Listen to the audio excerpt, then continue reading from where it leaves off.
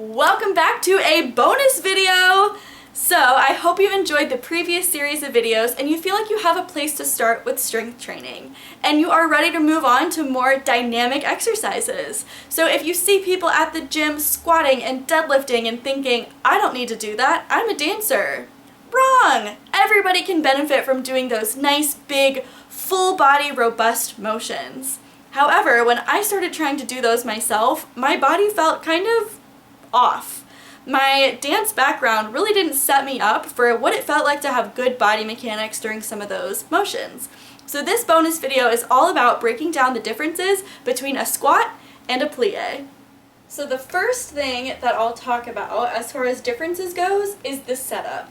Obviously with a plie, you're either going to be in a parallel first or a parallel second or a first, second, third, whatever position your feet are in. But with a squat, it's not about a correct position, the way that we have our proper positioning in dance. It's about finding the correct position for you.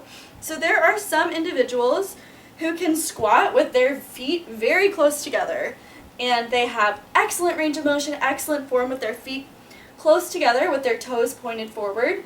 And there's other people whose squat form starts wider with their feet turned out. It all depends on your body. I spent way too long trying to look like some type of Olympic weightlifter with my feet really narrow and my toes pointed forward, and it just was so uncomfortable in my hip joints. It did not feel good at all. I actually stopped squatting altogether because I was getting so frustrated. Personally, for myself, I found that a little bit of a wider stance and my feet pointed out ever so slightly. So you'll notice I'm not turning my legs out like I am in second position in dance. It's much less of a turnout, but still my toes are pointed ever so slightly outwards. I would recommend for you trying several different positions until you find what feels good. You can start with your feet out or pointed straight forward. You can start a little bit narrower, a little bit wider. You just want to find what feels good on your skeleton. So the next thing I will talk about is what happens at the hips.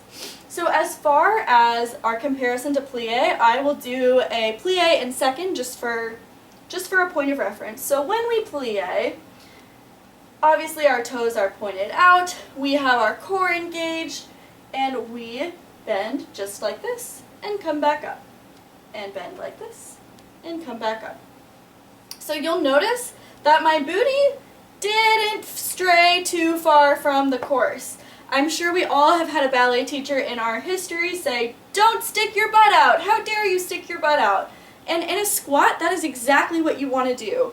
So in a squat, there is absolutely a hip hinge.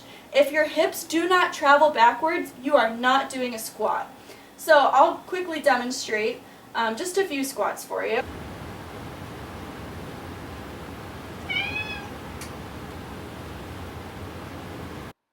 So here it is in slow motion, so you can get a little better of an idea of what is going on in this squat.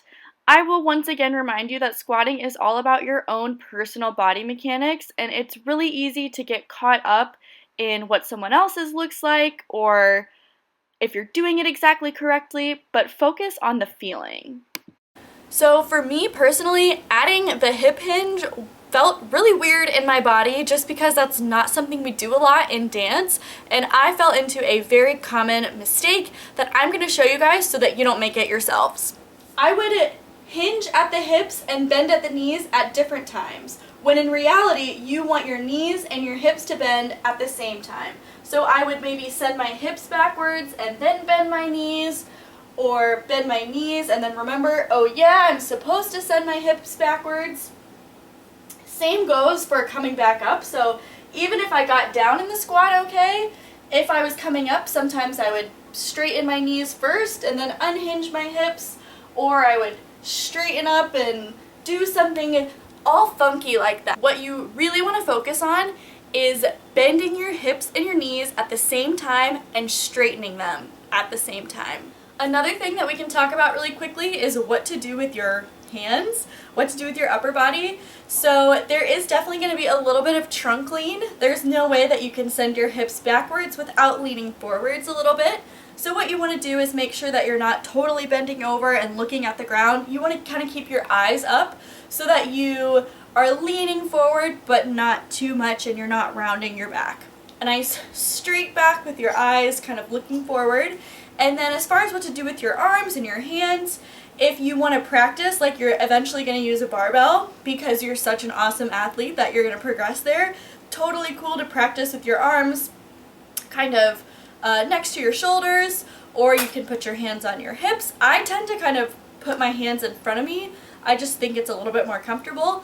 A way that you can challenge yourself is by putting your hands above your head. This will make it harder. If you try it, you'll see. So just a few different options. My biggest advice is just don't be afraid to try it. Try different things, try different feet positions, try different eye positions, try different things with your hands. It's not the most natural motion for us dancers to try to do, so don't be afraid to try, don't be afraid to film yourself and kind of analyze and be like, that's not quite right, because everyone has to start somewhere. The muscles you should feel working are your quads and your glutes. So on the way down, the quads are responsible for slowly lowering and the glutes are responsible for bringing you back up. So once you hit the bottom of that squat, think about turning on those glutes and seeing if you can squeeze your way up. In the beginning, let's just focus on form, quality over quantity. And then once you feel like your form is good and you feel confident, then start going for 3 sets of 8 or 10 or 12, whatever feels like a good challenge point for you. And then in no time, you'll be adding weight, you'll be adding holds, you'll be doing jump squats. So good luck to you all and happy squatting!